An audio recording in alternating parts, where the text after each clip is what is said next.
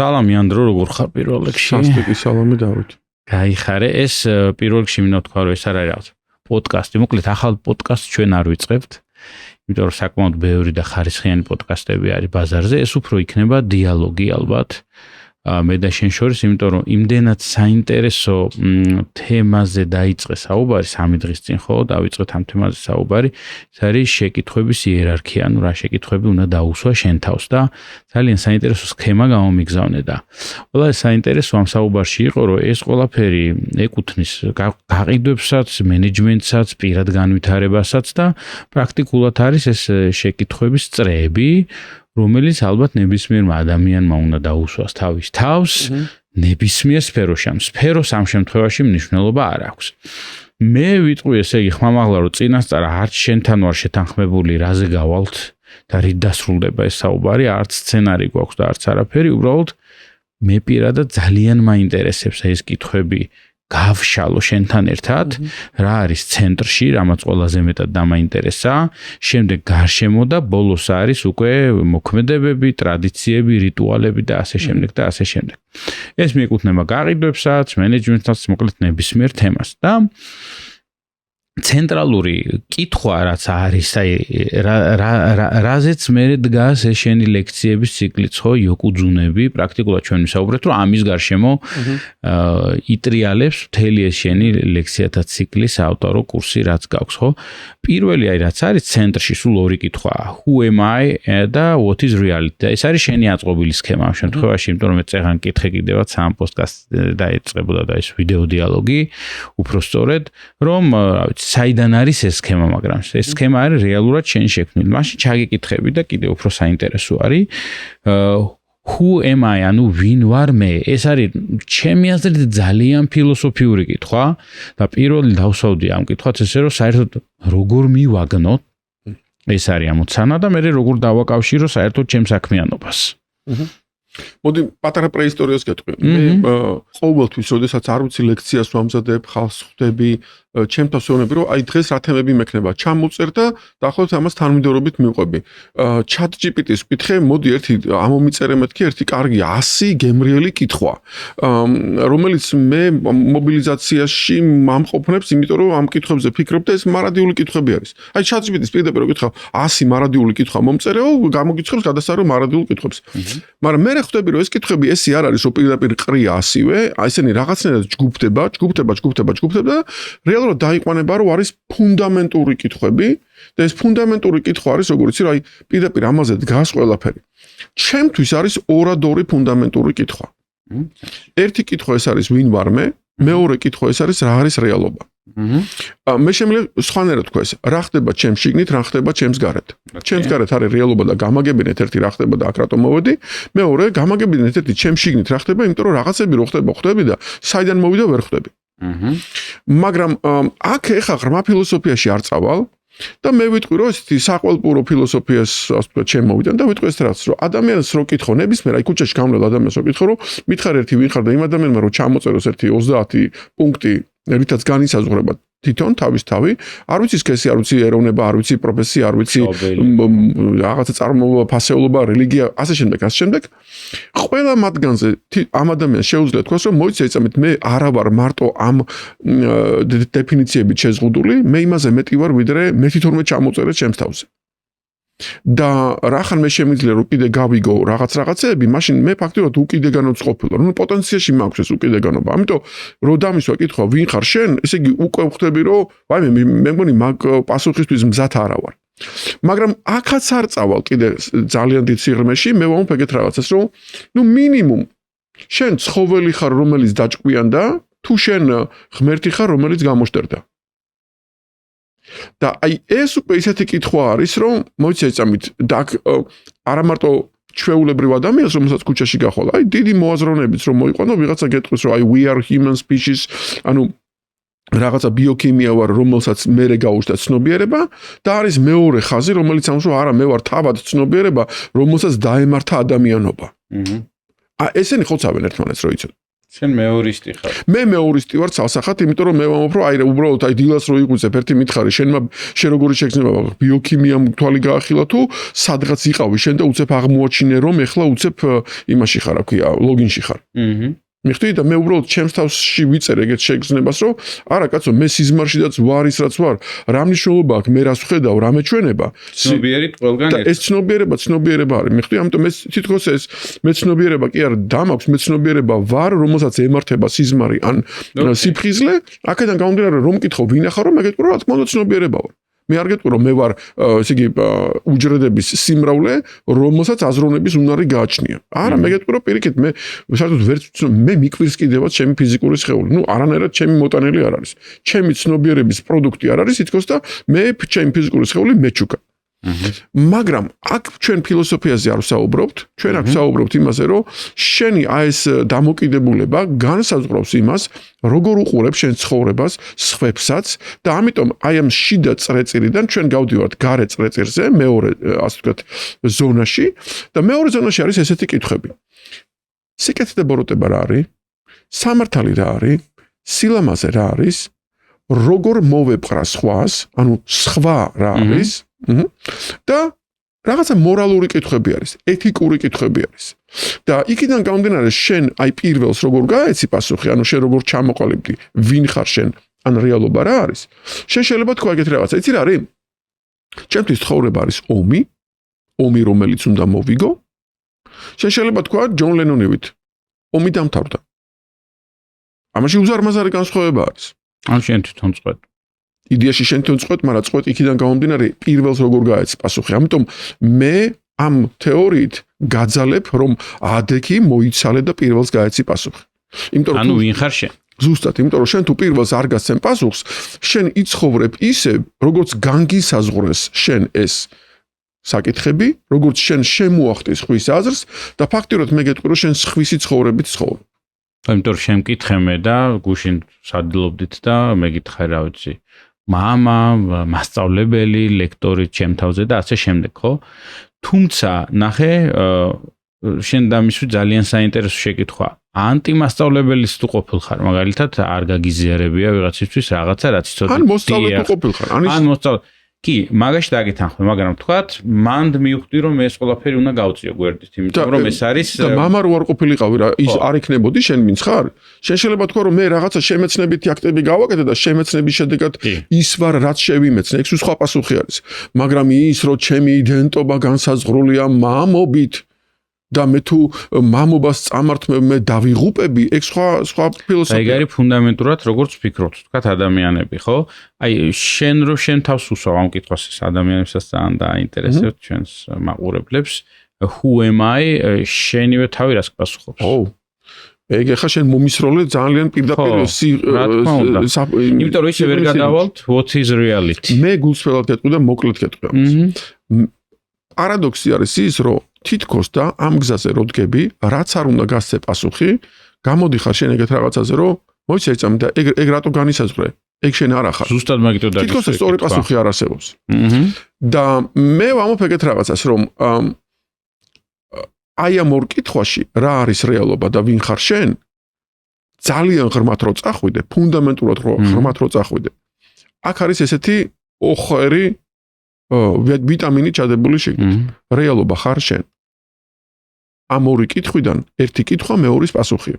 ოღონდ ამ ოთახში ახლა ფრთხილად არის შესასვლელი. რეალობა ვარ მე ნიშნავს იმას, რომ მე რაც გავაცნობიერე, ეგ არის რეალობა. რომ ჩემი გულწრფელი სუბიექტურობა არის ობიექტურობა. და ეს გულწრფელი სუბიექტურობა, ეს ჩემი აზროვნება, საიდან მოვიდა, არ ვიცი, მაგრამ მე ვარ ეგ.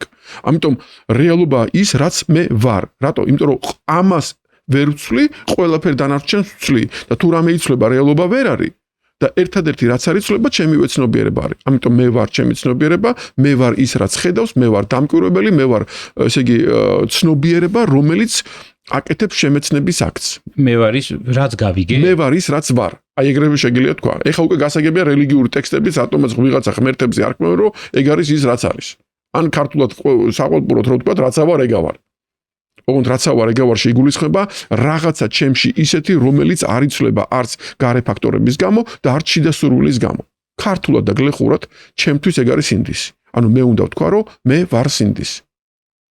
მაშინ წავედით მენეჯმენტში და ეს ანუ რასაც დავასკვნით რომ გავიტანოთ ან მენეჯმენტში გაყიდვებში შენ თუ მეტყვი ანდრო შენ თუ თქვი ეხა ეგეთი რაღაცა რომ მე ვარ სინდისიო ეხლა შენვე მითხარი კეთილი რა არის ბოროტი რა არის ლამაზი რა არის და სხვას როგორ ეპყრობი და ეგრევე გეტყვი ყველაფერი კეთილია რაც კი თანხwebdrivershია ჩემს ინდისთან ყველაფერი ლამაზია რაზედაც შინაგანად მე დამბურძგლავს ყველაფერი მართალია და სწორია, რაზედაც მე შინაგანად მექნება გაცნობიერების და მიხვედრის, ასე ვთქვათ, რაღაცა დასტური შინაგანად, ან სიხარულია მიხვედრის და მეოთხე ელემენტი, როგორ მოვექცე სხვას, როდესაც მე ვხვდები, რომ იმ სხვაშიდაც დავინახე იგივე სინდისი და იმას გამოვდე რაღაცნაირად, ასე ვთქვათ, ხო? კავი და მოვქაჩე და მე გავაკეთე ჩემს შინაგან ცენტრალურ არსთან და მის ცენტრალურ არსთან რაღაცა კავშირი. მე ამას თუ გინდა სეილი დავაშენო ამას. გინდა მეგობრობა დავაშენო ამას, გინდა პედაგოგიკას დავაშენებ ამას, გინდა თანამშრომლობას დავაშენებ, გინდა რასაც გინდა დავაშენებ. ანუ კლიენტი რო დამირეკავს, მე მას ვუპასუხებ ისე, თითქოს და ის ახლობელია. არა სისხლით ახლობელი, არამედ შინაგანად ახლობელი. მე ამ ადამიანის ტკივილს და დარდს მივიტან ჩემს გულთან როგორც საკუთარ დარდს. მე უბრალოდ პროფესიონალურად კი არ ვუპასუხებ დაყენებული ხმით, არამედ მე მართლა მოვისმენ, მართლა დავფიქრდები, მართლა ვიდარდებ, თუ დავეხმარე, თუ ვერ დავეხმარე, თავზე მოძალა არ არის. მაგრამ ჩემი ვალია რომ მას მოვემსახურო, ველაპარაკო და მას ვუყურო მართლა. ძალიან საინტერესოა, იმიტომ რომ და შემდეგ უკვე მე შემიძლია ვთქვა, რომ იცი რა არის ეს მიბიძგებს თუ არა რაღაცა კონკრეტულთან. რა არის კონკრეტული? რაღაცა მოქმედებები. აი მოდი ესე გავაკეთეთ. რაღაცა სტანდარტ ოპერეიტინგ პროცედურები, რომ თუ ვაკეთებთ აი ამ თანმიმდევრობით, აი ამ რაღაცა სტანდარტებს ვაკეთებთ. რაღაცა რიტუალები, რომ მოდი იცი რა არის იმისთვის, რომ ეს კულტურად დავნერგოთ, სისტემატიურად რაღაცა ტრადიციები შემოვიღოთ. კონფლიქტში მოდის იმ კომპანიასთან, სადაც მუშაობ? ცუდი კითხვა არის. ხო. პასუხი არის ის, რომ წახვიდე. იმიტომ რომ შენ თუ ნახე როგორ რაღაც არის მე ყველა კომპანიას ყველა ფასეულობაზე ავყვები თუ კი ის არ ეხება ჩემს შიდა ცენტრალურ აი იმ რაღაცა მეს თუ ჩემს სინდის ეხები მაშინ მე წავა მაგრამ ყველა სხვა დანარჩენ შემთხვევაში თუ კი კომპანიის ინტერესი არ ეწინააღმდეგება ჩემს სინდის ჩემზე უფრო კანონმორჩილი და თვითმოტივირებული ადამიანი არ იქნება რატო იმიტომ რომ როდესაც მე ვიმუშავებ კომპანიაში ისე კი არ ვიმუშავებ რომ დამავალეს და ვაკეთებ არა მე ჩემს თავს დავავალებ შეგნებით და ვიმუშავებ ისე რომ ამაში ჩემს თავს დაუმტკიცო რომ მე ზრდაც მაქვს და შეგნებაც და შემეცნებაც და გრძნობაც და შრომაც და მე შინაგანი სიამოვნებისთვის გავაკეთებ აქტიურად ამას მაგრამ თუ კი დასვავ ესაც აკეთებს რომ არის კომპანია რომელიც ისეთ რაღაცას მავალებს რომელიც ჩემს შინაგან სინდისს ეწინააღმდეგება, რა ვიცი, ახლა გესტაპო ავალებდა ვიღაცა ფაშისტებსო წადიდო და კონცლაგერში გააკეთე ის რაც გააკეთეს. რა უნდა გააკეთო? მე გეტყვი რომ თუ გაქვს საშუალება, გაიქეცი მაგით. თუმცა ეგ ექსპერიმენტი ჩაატარეს, საკმაოდ რთული ექსპერიმენტი იყო. როლი ფსიქოლოგიის, ზუსტად დეტალები არ მახსოვს, მაგრამ ვიტყვი, რომ ეს ადამიანები მიხვდნენ, რომ იმ სიტუაციაში შეიძლება ისინიც მოქცეულიყვნენ როგორც ნაცისტი გერმანელები. არამედ სხვა ეროვნების ხალხი. სალსაღად, თუ შენ ძალიან ფუნდამენტურ მორალურ კითხვას დამისვავ, რომ როგორ მოიქცე, ნუ ამ შემთხვევაში სახარების იქითკენაც აღარ წავა, გეტყვი რომ როგორც გინდა რომ მოგექცნენ, ისე მოიქეცი. შენ თუ გინდა რომ შენც ეგრე მოგექცნენ, რაშიც ძალიან ეჭვმეპარება რომ ეგრე გინდა რომ მოგექცნენ, მაშინ კი ბატონო, მაგრამ იმდენად რამდენად ეგრე არ არის. აი ხან აი აქ უკვე შემოდის იდეოლოგიის ხმა. ადოლფ ჰიტლერი სხვას კი არ ელაპარაკობდა. თქვენო გადითო ბრძოლის ველზეო და ღმერთთან ურთიერთობას და სინდისთან ურთიერთობას მაგას მე ვიკისრებ ჩემთანზე. დელეგირებული იყო, ხო? ანუ ნახე სად გავდივართ, რომ მე რო ჩემს თავთან შიგნით რაღაცა მართალ მარცვალთან მაქვს ჩემი ინტიმური კავშირი, ჩემსა და იმას შორის ცხვირი არ უნდა ჩააყოფინო არავის. ის არის შენი ცნობიერება, ის ხარ შენ და აი ამ წერტილის აუთსორსირებას თუ აკეთებ, მაშინ ცუდი კითხვა უნდა იქ დაგაჯდა სიკვდილის ბოზი. კოლექტიურობა და კოლექტიური საზოგადოება მაგას ხო არ კლავს? სალსახად კლავს ყოველთვის. ეგ არის დაახლოებით მერაბ მამარდაშვილი რატომაც ამბობდა რომ მიტინგზე შეუძლებელი აზროვნების აქტის კეთება. მაგრამ მე არ ვსაუბრობ იმაზე, რომ თუ ამ კოლექტივი ამბობს წადით მარჯვნივ და შენ მოხვალ და გააცნობიერებ, რომ უი თურმე მართლა მარჯვნივ უნდა წახვიდე. ან პირიქით იტყვი, რომ მართლა მარჯვნივ უნდა წახვიდე. რეალურად შენ ამას იმიტომ კი არ აკეთებ, რომ კოლექტივმა თქვა. არა, ამას აკეთებ, იმიტომ რომ შენ თვითონ გაიაზრე. ამიტომ როგორ უნდა მიხვდე, რომ შენ გაიაზრე? შენ უნდა სადო მაქსიმუმი. რა თქმა უნდა, ეხლა ჩვენ რამდენიც არ უნდა ვილაპარაკოთ, ხვალ შეიძლება გავიღვიძოთ და კიდე თავიდან გადავიაზროთ გუშინდელი ნაზრები. მაგრამ მე უნდა პატიოსანი ვიყო საკუთარ თავთან, რომ გამოვიჭირო ჩემი თავი იმაში, რომ სხვისი აზრით ხო არ ვცხოვრობ, მართლა მე თვითონ გადავიაზრო და მართლა ვთქვა, უი ისე მართლა რატო? და ამისი ძალიან მარტივი მაგალითი არის, რომ რავი, კლასში რო ხარ, პატარა რო ხარ და რო გეუნებიან, რომ რა ვიცი, მაგერ სამკუთხედების ტოლობის თეორია ამას გეუნებაო. გადაამოწმე. ანუ თუ მიიღე ეგრევე, ხვდები? ანუ თითქოს პატარა ბავშვებაშივე ეთყობა ეგ რა. ანუ ის უბრალოდ იჯერებს მცნებებს, რახან უთხრეს და ამით აგრძელებს, თუ ამ ბავშვს გააჩნია კრიტიკული რაღაცა აზროვნების მარცვალი, რომლითაც ადგება, გადაამოწმებს და თუ კი დაამტკიცა რომ მართლა ესეა, მაშინ უკვე იმ წამიდან ის უკვე პირველ პირში ლაპარაკობს ამას. იმიტომ კი არა რომ პითაგორამ თქვა, არამედ იმიტომ რომ მე ვთქვი ეს.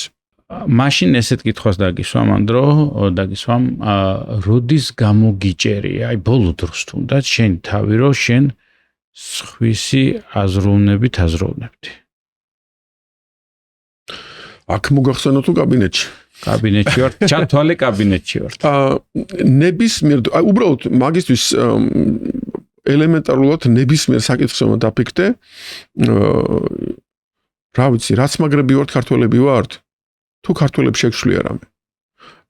რა ვიცი მე, აგერ მე და შენ რამდენი გვიკამათი ეგეთ რაღაცაზე, რომ მაგალითად რაღაცა კონტექსტში მეგონა რომ აი ამ კონფლიქტში შეიძლება პოლიტიკაზედაც გვისაუბრია.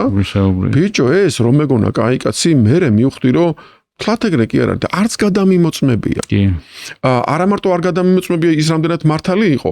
აგერ ახლა ეპშტეინის ფაილები რო ავიღოთ, რამდენ ადამიანს უნდა გადავამოწმო. კი. ხვდები, უცა აღმოჩნდა რომ მე და შენს გარდა მეგონა ყველაძერია იქ.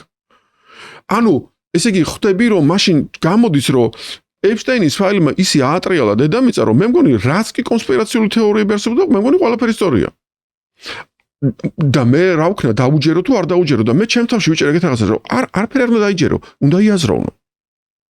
არც უნდა დაიჯერო, რომ არა, არც უნდა დაიჯერო, რომ კი. ამიტომ შენ იცი რა გააკეთე, რაც გაიაზრე და რაც შენი აზროვნების პროდუქტი არის, ის დაიტოვე. დანარჩენი გაუშვ. დანარჩენში შენ პასუხს ვერ აგებ. დანარჩენი მონიშნე, რომ უბრალოდ არ იცი. და არენდო არავის, იმიტომ რომ ამ ხალხის თობა როგორ შეიძლება კაც. და ზოგჯერ არის მომენტი, რომ არც გინდა დაიჯერო, იმიტომ რომ იმდენი წელი გჯეროდა, იმიტომ რომ შენ რომ ამას ხელი მოაწერო, რომ ვაიმე და უნდა რომ აღიარო, მაშინ ნიშნავს რომ შენი მეობა უნდა დაშალო და ხელით უნდა აწყო თავიდან. და მე გეტყვი ეგეთ რაღაცას, ბრძენია ის, ვინც ყოველთვის არის მზად იმისთვის, რომ თავისი თავი დაშალოს და ააწყოს. და რატომღაც მაქვს ეჭვი, რომ სახარებისეული ტექსტი, რომელიც ამბობს, რომ მთელს ამ იერუსალიმს თუ ისრაელს დავშლი და ავაწყობს ამ დღეშიო, მე მგონი მაგას ნიშნავს. მეობის დაშლა აწყობას. რატომ? იმიტომ რომ თუ მე შეგნებული ვარ, მაშინ ჩემი ყველა ცნებას მე შენს წინაშე დავშლი და თავიდან ავაწყობ, იმიტომ რომ შეგნებული მაქვს. და თუ მე დაზეპირებული მაქვს, დავით ხელი არ ახლო, ეხლა ამას ძლივს დავალაგე ეს ფეხები აქ. მიხდი, იმიტომ რომ მე მეშინია, რომ მე თვითონვე შევიტანო ეჭვი იმაში, რაც ჩემი მოტანილი არ არის. ამას ვიყენებ როგორც საყრდენად და ეხა ვიღაცამ ქვედა აგური არ გამომაწალოს, თორე დამენგრევა ყველაფერი. მაგრამ მე თუ მყარზე ვაშენებ ჩემს თავს და ყველაზე მყარი არის საკუთარივე თავი, საკუთარივე აზროვნება. რა გინდ ქარი მოვიდეს, რა გინდ ტალღა არ უნდა მოვიდეს, რა ვიცი, მე რა გამწევს, იმიტომ რომ გავიწევი და მე ვიანა გავიწევ. ამიტომ ყველაზე მყარი შენივე საკუთარი აზროვნება არის. და მაშინ თუ უპასუხე who I am, ანუ ვინ ვარ მე და what is reality, შემდეგ გადადიხარ შემდეგ კითხვებზე, ხო? აი, როგორც მენეჯერი, როგორც თუნდაც გაყიდვები, ხო? უკვე მოდის ძალიან საინტერესო კითხვები, მაგალითად, what is good, what is reality ალბათ, არ ვიცი, იმიტომ უნდა იცოდე, რომ სხვა შემთხვევაში მეორე ადამიანს ვერ გაუგებ. ესეა? მოდი დავშალოთ. აი, რახან მენეჯმენტზე ვსაუბრობთ, რახან გაყიდვებზე ვსაუბრობთ. მაგალითად, ვიტყვი ეგეთ რაღაც, რომ იცი რა არის? რახან მე, ესე იგი, ვინ ვარ მეთი, განუსაზღვრე რომ მე ვარ ფიქრი, გრძნობა და მოქმედება და ამის ერთობა. მოდი ეგეთ რაღაცა ვთქვა. შენ რო გაყიდე. როგორ გაყიდე? კარგად გაყიდე? მოიცა მე არ დამისვია კითხვა რამდენი გაყიდე. მე მაინტერესებს პროცესი რომ მე რო შეგხედო შენ როგორ ყიდი. რამე დააკელი? გული დააკელი? ტვინი დააკელი? შრომა დააკელი? შენ თუ არც ერთი არ დააკელი. რას გერჩი? როგორ შემიძლია მე შენ დაგიწუნო თუ კი შენ გულიც ჩადე პროცესში, ტვინიც ჩადე და შრომაც ჩადე. თუ რაღაცას ვერ გაყიდე, შეიძლება იმ პროდუქტის ბრალია და პროდუქტი არ ვარგა. შეიძლება უბრალოდ ის პროდუქტი მოდიდან გამოვიდა. და შენ ყიდი, რა ვიცი მე, სპინერი რო გაყიდო ხა დღეს უკვე აღარ არის მოდაში. თავის დროზე ყველა ყიდულობდა. მომყვები ხო ის თქვა? ამიტომ მე რომ მარტო შენ გაგზომო რაღაცა რიცხვებით, რომ აბა შეძელი თუ არა გაყიდო თუ ვერ შეძელი, მე მგონი არასამართლიანი არის. ამიტომ მე ვინ ვარ მეს მერე გადავწერე უკვე ჩემი შეხედულება იმაზე, რომ მოიცა სამართლიანობას მე უკვე სხვა რაღაცას ვარქმევ, კეთილს და ბოროტს, ანუ კაი ტიპს და ცუდ ტიპს უკვე სხვა რაღაცას ვარქმევ. მე ვარქმევ არა იმას, ვინც მეტი მოიტანა რიცხვი, არამედ მე ვარქმევ იმას, ვინც დაუზარელია, იგრძნო და იფიქრა. და მუდმივი შეჯიბრები, ანუ რადგან what is reality-ს თემაზე ვსაუბრობთ და რა არის რეალობა, მაშინ აქ დგება ესე დილემა. აი თუნდაც ავტომობილებზე არის ხოლმე, მე ავტომოყვარული ვარ, ძალიან მიყვარს ავტომობილები და ხშირად ესეთი ხუმრობის ისიც არის ხოლმე. მაქრუ ჩემს მიმართ რა და ავტომობილებზე ყველა წუწუნებს, ვინც ავტომოყვარულია, რომ ხარისხი ძალიან გაფუჭდა. და ხარისხი გააფუჭა მათ შორის მარკეტინგმა და ხარისხი გააფუჭა იმან რომ მიხვდნენ რომ თუ ხშირად არ ამოსვლიდნენ ადამიანები ავტომობილებს, მოკლედ დაზარალდებოდნენ კომპანიები და ბევრი ჩაიძირა, ბევრი გაიყიდა ესეთი კომპანია. ანუ ერთის მხრივ აი ეს კომპანიაზე რო დავთარგმნოთ, თანამშრომელზე რო დავთარგმნოთ, მიუყვები მე ამ პატიოსან გზას. What is reality, who I am და სიკეთით და ყველაფრით, მაგრამ მეორე არის კიდე ეს ციფრები, რომელშიც მუდმივად ჭიდაობა არის. ანუ სამყარო აწყობილი არის more-ზე. სამწუხაროდ, ხო? ეს მთელი Instagram-ით ვისაც მეტია, კიდე მეტი, მე კიდე მეტი და აი თითქოს არის აი მუდმივი შეჯიბრი ამ აი მანდ მაშინ როგორ გადარჩი. ეხლა აი წარმოიდგინე რომ მე როგორც პერსონა ვარ თან კომპანია რა. რა ვიცი ბანკი თუ ასე შემდეგ. როგორ შევხედო მაგ საქმეს, რომ თან სიკეთეს ხელი არ გაუშვა, თან რეალობას ხელი არ გაუშვა, თან არ გაუშვა ხელი ვინ ვარ მე's, მაგრამ ამავდროულად იმ კომპეტიშენში დავრჩე ზედაპირზე. მაშინ არის ერთი კითხვა. და ამ კითხვას უნდა გამცე გულწრფელად პასუხი. შენ ამ სფეროში გინდა დიდი ხანი ყოფნა თუ ცოტა ხანი ყოფნა? თუ გამცემ პასუხს, რომ მე არა ძმო შემოვირბენი ამ ინდუსტრიაში, თორე ახლა აქედან მე წავალ და ეს არ არის ჩემი ბიზნესი, რომელიც აწდამარადის და უკუნისამდე მექნება, უბრალოდ მინდა რომ რაღაცა ტალღა მოდის ახლა აქა და გადავაგორო, მაშინ გეტყვი რომ მან კეთილზე და ბოროტზე ნუ დარდობ, შემოახტი ამ ტალღას და თუ შენ ესე იგი ფასთა განსხვავებაში ფულს გააკეთებ. მაგრამ შენ თუ ამბობ რომ მე აქ მინდა რომ სულ ვიყო და მე მინდა რომ სახელი მქონდეს, მაშინ უკითხოს დაგისვა უკან. იყიდი თუ არა შენ ისეთ მანქანას, რომელიც იცი, რომ იგივე ოხრობას აკეთებს, რომ ის სპეციალურად გაფუჭდება მალე, რომ შენ კიდე გაყიდინოს კიდე ერთხელ მეორე მანქანა. ან რაღაცა სათადარიგო ნაწილებში, ესე იგი არა და არის ეგეთი ავტომობილების ბრენდები, არის საუკეთესო თითქოს ლამაზი დიზაინ, კომფორტი, მაგრამ იცი რომ შენ მე არ ვყიდულობ, ხო? გამარჯობა. ანუ უკვე გასაგებია ეგეთი რაღაცა, რომ თუ ვიღაც ამბობს, რომ მე ავტომობილი მინდა არა იმისთვის, რომ სულ ეს მე უბრალოდ ყველა ავტომობილს 2 წელიწადში ეგრევე ვიცვლი და ეს ავტომობილი მინდა რომ უბრალოდ გემრიელად ვიხმარ, რა ვიცი, მე ტაქსის მძღოლი ვარ, სიტყვაზე ვლაპარაკობ.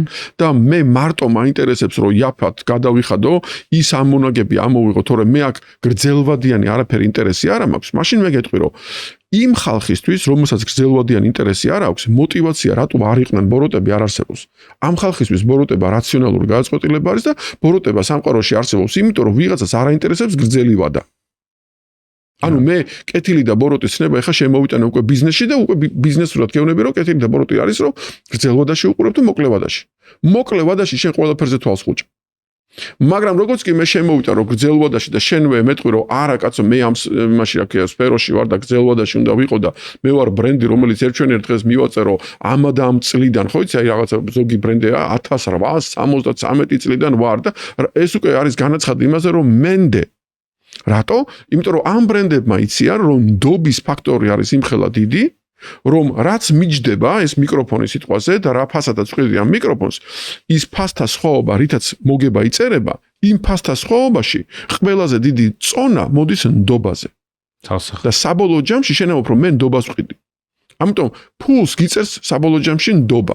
მაგრამ ამისათვის შენ უნდა შენ თავს უყურებდე როგორც ადამიანს, რომელიც დიდხანს ხარ აქ და ხარისხი გიღეს. აქედან გამომდინარე, უკვე სიკეთე ხდება შენი ბუნებრივი რაციონალური გადაწყვეტილება. მიხვდით, თორე ბიზნესში არავინ არ ლაპარაკობს იმაზე, რომ მოდი ვიყოთ კეთილები, იმიტომ რომ ვიყოთ კეთილები, იმიტომ რომ მოხდეთ 60-ში. არა, ბიზნეს 60 არ აინტერესებს, ბიზნეს აინტერესებს მოგება. მაგრამ მოგებაში შენ გადაწყვეტავ, რომ იყო პატიოსანი მაშინ, თუ კი შენ ამბობ, რომ მე არ გავრბივარ. გავიქე. Okay? გავიქე. და როგორც თანამშრომელმა what is good, როგორ გავიგო რა არის კარგი და რა არის ცუდი. მივედი კომპანიაში, დამახვედრეს პროცედურები, ყველა კომპანიას თავისი კულტურა აქვს და მე მივედი ამ ჩემი მეობით who I am, what is reality, ჩემი ვთქვათ. მე ჩემ თავს უყურებ ესე. თუ მე ვარ კომპანიაში, სადაც მაქვს საშუალება გავიზარდო, სულ რო საზღარი ხალხი იყოს გარშემო, სულ რო დებილობას ვყიდდე, სულ რომ რაღაცა პრობლემები მქონდეს, ოფისი მოუწყობელი, ხელფასი დაბალი, მაგრამ მე თუ მაქვს იმის შეგრძნება, რომ დღის ბოლოს ვარ უფრო კაი ტიპი, ვიდრე დღის დასაწყისში ვიყავ, იმიტომ რომ მე ვიზრდები, მაშინ გამოდის, რომ მე ამ ინვესტიციაზე წავალ, ეს ჩემთვის ინვესტიცია არის. როგორ მიხვდე, რომ ვიზრდები? სამი კომპონენტით. შევძელი მეტი, ვიგრძენი მეტი, ვიცი მეტი. Okay. თუ რომელიღაც ერთი კომპონენტი იზრდება, ესე იგი შენ უკეთესდები. Okay? თუ ისეთი მომენტია, რომ არა კაცო სტაგნაციაში ვარ, აქ ვერ ვიზრდები, მე მგონი ხელფასი კაი მაქვს, მაგრამ მე მგონი ჩამეძინა. ხალხი კაი ხალხია, მაგრამ ხა რა ვიცი, ხა ისეთი გადავირიეც არ არის. მიხვდი? და უბრალოდ რაღაცა აი კემბელური სოფლის ამბავი არის, რომ ან როგორც გურულები შაყირობენ, რომ მივჩოჩავ ზალისკენ, მაშინ გეტყვი რომ წადირე მაქედან. ვერ იზრდები. მაგრამ მაშინ ამ ციკლში მოყვება what is good, what is just, ანუ სამართლიანობის ამბავია. ზუსტად. ნახე როგორ მე თუ მოვედი შენთან, შენ ხარ ჩემი დირექტორი და მე ვარ შენი თანამშრომელი, მე ვამბობ ეგეთ რაღაცას. ბატონო დავით, ჩემთვის ყველაზე დიდი ვალუტა არის ვიზრდები თუ არა. სანამ მე ვიზრდები, მე დავიხარჯები ბოლომდე. როგორც კი ეს მომენტი არ იქნება, ჩემი мотиваცია წავა ქვემოთ. ამიტომ თქვენ რაც არ უნდა გააკეთოთ, მე თვითმოტივირებული ადამიანი ვარ, მე მანამდე ამოვიღებ ჩემი თავიდან ენერგიას, შრომას, ენთუზიაზმს, მანამ სანამ მე ეს ზრდის პირობა მექნება და ესე იგი განცდა იმისა, რომ ვიზრდები. ძალიან გთხოვთ, ჩემი შეფასება ააწყოთ იმაზე, რომ თუ მე თქვენს თვალშიდაც გავიზარდე, მაშინ ჩამთვალოთ რომ კაი ტიპი ვარ. თუ ვერ ვიზრდები, მაშინ ჩამთვალოთ რომ არა ვარ კაი ტიპი. მე ჩემს თავს არ ვეუნები რომ რაც უფრო მეც გაყიდი უფრო კაი ტიპი ხარ. მე ჩემს თავს ვეუნები, ან რომ მიხვდი რომ გაყიდვაში რაღაცას ვერ აკეთებ, იმუშავე შენ თავზე, უკეთესად გააკეთე ეს პროცესი, უფრო მოქნილი იყავი, უფრო ლაპარაკი შეგეძლოს, კომუნიკაციაში, ნეტვორკი გაიფართოვე, ასე შემდეგ, ასე შემდეგ. ანუ ვამხელთ ჩემს თავს იმაში, რომ განვითარების ესე იგი კიდე სივრცეები გამოჩნდა და მუშაობ ამაზე. და თუ არ დაემთხვა ჩემი ხედვა, ჩემი განვითარების და შენი ხედვა, ჩემი განვითარების, მაშინ მე ვიტყვი, რომ ხო არ ჯობია რომ წავიდი აქედან. და თუ დაემთხვა ეს ორი ხედვა, მაშინ მე ვიტყვი, რომ მე უბედნიერესი ადამიანი ვარ, რომ ამ კომპანიაში ვარ. რატო? იმიტომ რომ როგორც მე ვუყურებ ჩემს თავს, ისე კომპანია მიყურებს მე და მე და ჩემს კომპანიას ერთი და იგივე ამოცანა გვაქვს, რომ ეს ანდრო გაიზარდოს. შეიძლება რომ არასამართლიან გარემოშიც კი იზრდებოდა. ცალსახად, რა თქმა უნდა. და ვითარდება. რა თქმა უნდა. რა თქმა უნდა და არასამართლიანობა შეიძლება ერთ-ერთი მაღალი რანგის ტესტი იყოს, რომ აბა გაძლებ თუ არა. იმიტომ რომ მოდი ესე ვთქვათ რა, თუ ადამიანი უსამართლო მდგომარეობაში მაინც თავი, ანუ წარმოიდგინე დამლაგებელი, რომელიც ალაგებს ისე, რომ თელს გულს დებს შიგნით. და მას უსამართლო გასამსჯელო აქვს. ის თუ მაინც ალაგებს, აუ ჩათვალე ის ღმერთია. მთელი 90-იანები საქართველოს გამოიარა ეს ღმერთობით, ხო? ვიღაცები ოპერაში მღეროდნენ და 100-50 ლარი ქონდათ ხელფასი. ოპერის გადარაზე გულაპარაკია ხომ მე შენ, ხო? მე უნდა ვთქვა, ჩემი თაყვანისცემა ყველა იმ ადამიანს, ვინც აი ეს 90-იანები გამოიარა და თავისი შინაგანი პატიოსნებით შეინარჩუნა არ ვიცი ფორმა, არ ვიცი შრომა, არ ვიცი თავისი შრომითი ვახტია, მიხდი, რომელმაც თავისი თავი არ შეაჩერა და ის კი არა თქვა რომ რახან არ მიხდი, მაშინ მეც არ განვითარდები. არამედ მან თქვა რომ მე სხვანაირად არ შემიძლია. ესეთი ხალხი არის მართლა ხალხი. იოკუძუნები. ესეთი ხალხი გინდა იოკუძუნა დარქვი, გინდა ღმერთი დარქვი, რაც იმიტომ რომ ეს უზარმაზარი პატივისცემის აი ჩემგან უზარმაზარ პატივისცემას იმსახურებს ეს ხალხი. ეხლა ეს არის როგორი რაღაცა, იცი, აი ფილოსოფიურად რო გითხარ, რომ აი დაბნელდა აი არაფერი არ გაიძულებს რომ შენ იყო პატიოსანი და პირნათელი და ანვითარებდა და იმ შენ სულზე შენ მაინც დარდობ. იმიტომ რომ შენ არ შეგიძლია სხვანაირად. ნუ აი უნდა ეხა ზეცა უნდა გაიხსნას და ვიღაცა ზემოთ ანგელოზებმა უნდა თქვას რომ აი всё ტესტი დამთავრებული არის game over თქვენ ბატონო რაჟდენ გაიარეთ ტესტი წარმატებით გილოცავთ მოხდით 60-ში. მიხდი ხო ის თქვა მინდა იმიტომ რომ ყველა დანარჩენი იტყვის რომ რა უკრას მაო არაფერი არ იყო და მე შევეში ეგეთ რაღაც.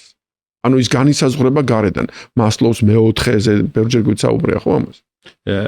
აი ისევ ამ წრეს რო გავყვეთ მოქმედებს შენ როგორ ექცევი სხვებს აი მაგ თემაზე შენ თვითონ როგორ გიქცევი ან ეგეც ეგეთი მომენტი არის თუ შენი ქცევა განისაზღვრება იმით შენ როგორ გექცევიან შენ ჯერ ვერ გაზრდილ ხარ შენ ჯერ ვერ გაგირკვევია ვინ ახარ მე და შენ ამაზე ბევრჯერ გვისაუბრია მე ჩემს ლექციებში ვამბობ რომ აბა როგორ უნდა მოექცეს სხვას და რობერტ აქსელროდის თითფორთეთს ვიყენებ მან როგორც ალგორითმს ამ მართლა ნობელის პრემიას იმსახურებდა ეს კაცი ჯონ ეშმა კი მიიღო ნობელის პრემია თამაშ თეორიაში მაგრამ ეგ კაციც იმსახურებდა გულისხმობ ეგეთ რაღაცას რომ შენ უნდა თქვა ეგეთი რაღაცა ურთიერთობაში და აქაც ეგეთი მომენტი არის თუ მოკლევადიანი ურთიერთობა არის ამას ვერ გააკეთებ თუ შენ ძალიან ესე იგი ძლევამოსილ ადამიანს ელაპარაკები ეგ არ იმუშავებს მაგრამ შენ თუ ელაპარაკები დაახლოებით შენი რანგის ადამიანს და გრძელვადის ურთიერთობა გაქვს შენ თქვა ეგეთი რაღაცა პირველ ნაბიჯს მე ვადგავ იმაზე რომ მე გითმობ ყველაფერს და შენ თუ გინდა დამჩაგრე შენ თუ გინდა უსამართლოდ მომეკეცი მაგრამ იცოდე რომ მეორე იტერაციიდან მე გექცევი შენ ისე როგორც შენ მომეკეცი მე სრული სარკე ვხდები ამდენად სრულ თავისუფლებას გაძლევ შენ ოღონდ სრულ პასუხისმგებლობასაც გაძლევ შენ და საბოლოო ჯამში ამ კაცმა აქსელროდმა დაამტკიცა რომ იგი იყო ყველაზე ეფექტური მეთოდი რომ საბოლოო ჯამში კეთილმა გამოიწვიოს ბოროტის მეტამორფოზა იმიტომ რომ ყველა სხვა დანარჩენ შემთხვევაში ესე იგი ის ვინც არის თავხედი საბოლოო ჯამში 3 თავხედი 10 კაცში 7 პატიოსანს გაათავხედებს და თითფორთეთი იყო ერთადერთი ისეთი ქცევა როდესაც შენ შეგიძლია პატიოსანი ქცევით თავხედი გააპატიოსნო და მოიცემ მაშინ აქ უნდა დედამიწა გაჩერდეს ერთ წამს უნდა მოვასწროთ ამის გააზრება იმიტომ რომ მე გეტყვი ერთ რამეს ყველა ბოროტ ადამიანს კითხე რატო ბოროტობ და პასუხი 99%-ში არის ეგეთი რა უკნა ძმაო აბა არის ბოროტებ და დარჩები მშიერი ცხოვრება ეს და მაშინ ამ კაცმა უნდა აღიაროს ეგეთი რაღაცა რომ სხვამ გააბოროტა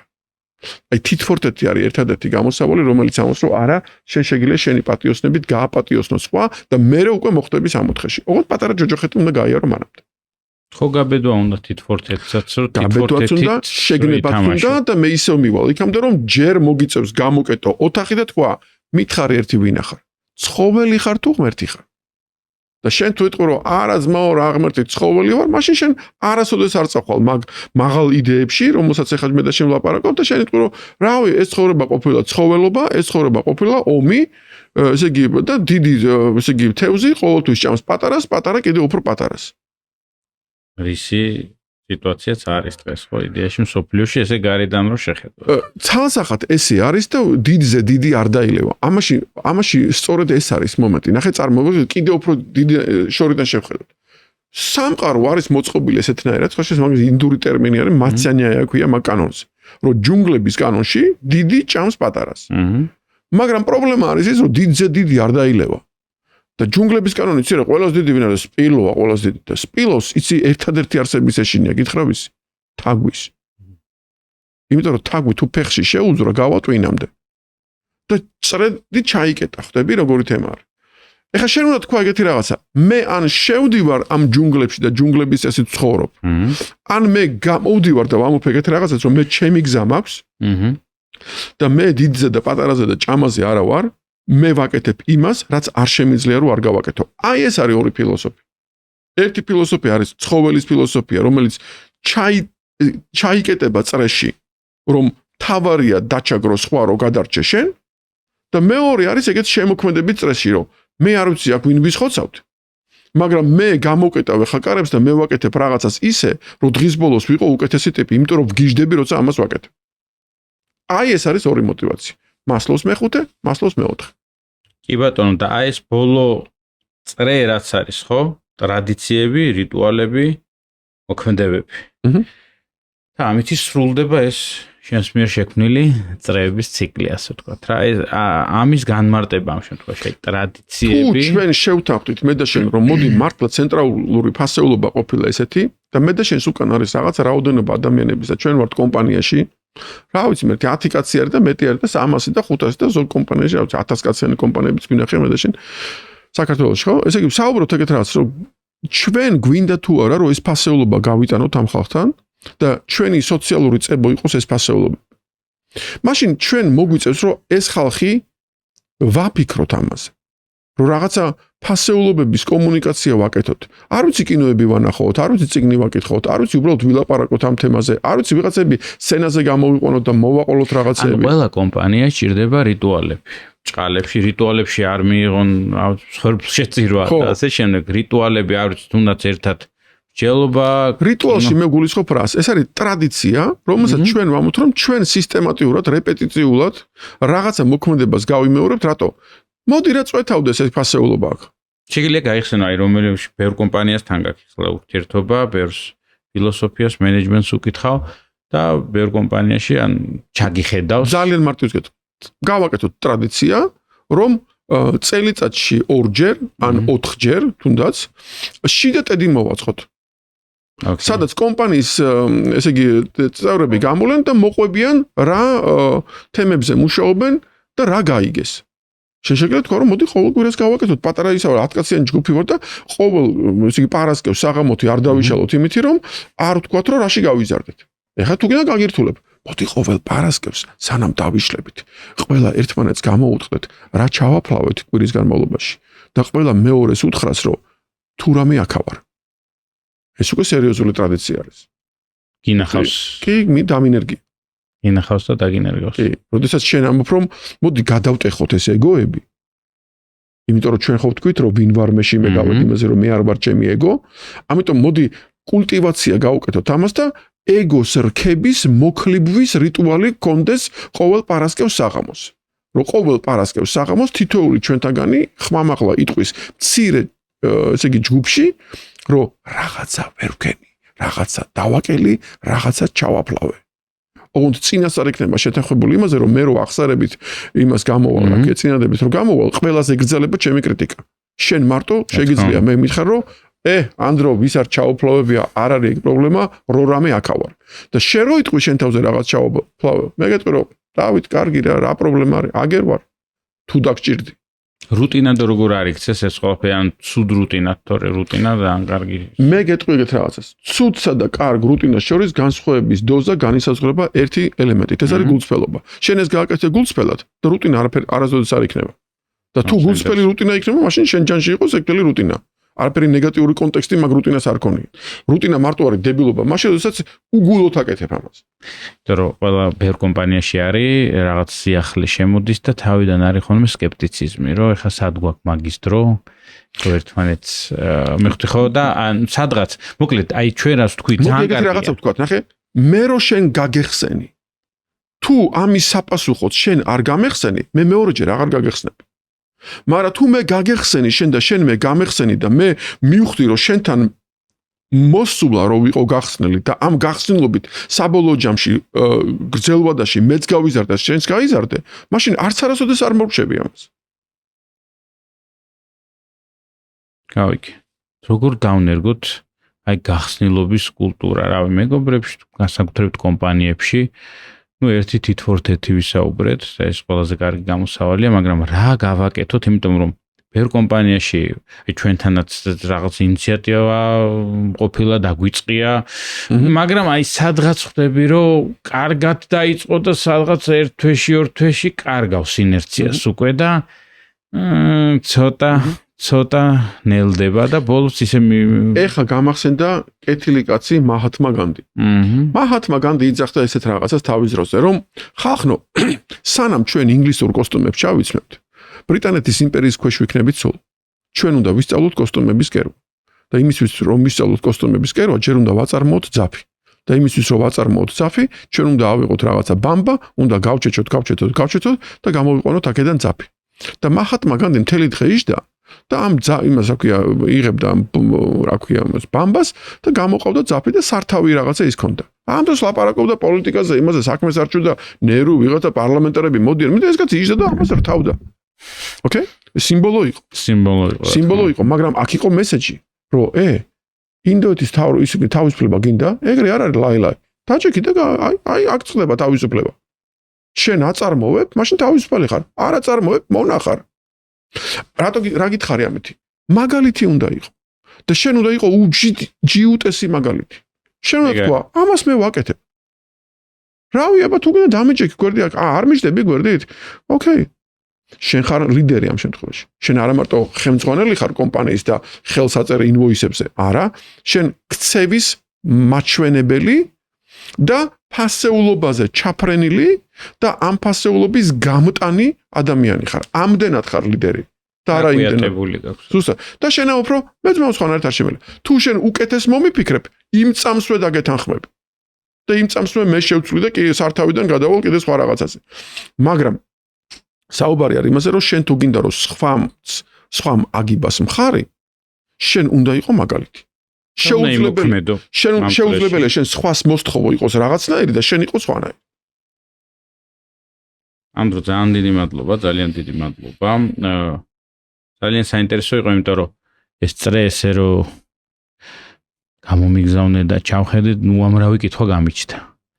და ეხლა ბევრი რამ დავაკავშირე უკვე მენეჯმენტთანაც, გაყიდვებთანაც, მსოფლმხედველობასთანაც და ასე შემდეგ და წარმატებებს გისურვებ შენ საქმიანობაში. პირიქით, მადლობა შენ. მე შენთან მაქვს ის კომფორტი, რომ უცებ იდეები რომ მომივა, ესე ჰოპ და ღამის 5 საათი რო იყოს, მაინც შემიძლია რომ გესროლო, როცა მოიცლი შენ მერე დამიბრუნებ რაღაცა შენ აზრს და შენ არასოდეს მზარდები იმაზე რომ ეს რაღაცა გულთან ახლოს მიიტანო და გაიაზრო და ეგ უკვე ნიშნავს რომ მე ჩათვალე რომ ჩემი აზროვნების პროცესში ვიღაცა ადამიანი მეგულება, ვისთანაც ეს პინგ-პონგს ვაკეთებ. ეგეც კულტურა არის. ეგეც მე რომ მკითხო რატო ვაკეთებ, მე გეტყვი რომ დავით შიკვაიძე ჩემთვის არის აზროვნების სპარინგ პარტნიორი. აი პინგ-პონგს ხო ვერ ისწავლე, ხა თუ მეორე მხარეს არ გიდგა ვიღაცა და შენ რო გადაუგდე, გადმოგიდო, ეხა რაღაცა ჩააგრუჩონე და იმანაც აგიღო, ხო? ანუ მე მჭირდება სხვა რომ იმ პერსპექტივით შევხედო. ამ ადამიანს დავეთანხმები, არ დავეთანხმები, მეათე ხარისხოვანი არის. ამიტომ ეგეც სურათი არის საბოლოო ჯამში, რომ რეალურად ყველაფერი მაინც იქამდე მიდის. მე დასადგენი მაქვს ვინა ვარ. მე ამაზე ცხოვრება დამჭირდება. ეს არ არის დავადგინე და წავედი და ხო, არა. მაგრამ დღეს რაც გამოვკვეთი ამ პროცესში, ის განსაზღვრავს ჩემს ქმედებას და ის განსაზღვრავს შემდეგ უკვე ჩემს ბიზნესს. ამიტომ მე ვამბობ, რომ ეს ბიზნესი სანამ გავა და ფესვებს გაიდგავს, ჯერ გადაამოწმე შენი ფასეულობა და ფასეულობის შიგნით გადაამოწმე შენი ფილოსოფია. ამიტომ აი ეს კასკადი ესე მიდგას თვალწინ. მაშინ ჩვენ საუბრებით ეს დიალოგები გაგრძელდება, ჩვენ ამას არ დავარქვათ პოდკასტი, დიალოგი დავარქვათ და დიალოგი ავიცი აზროვნებაზე, ახალ მიგნებებზე და ნახოთ კიდე რას მივაგნებთ. მადლობა შენც და ჩვენს მსმენელებს. გაიხარე.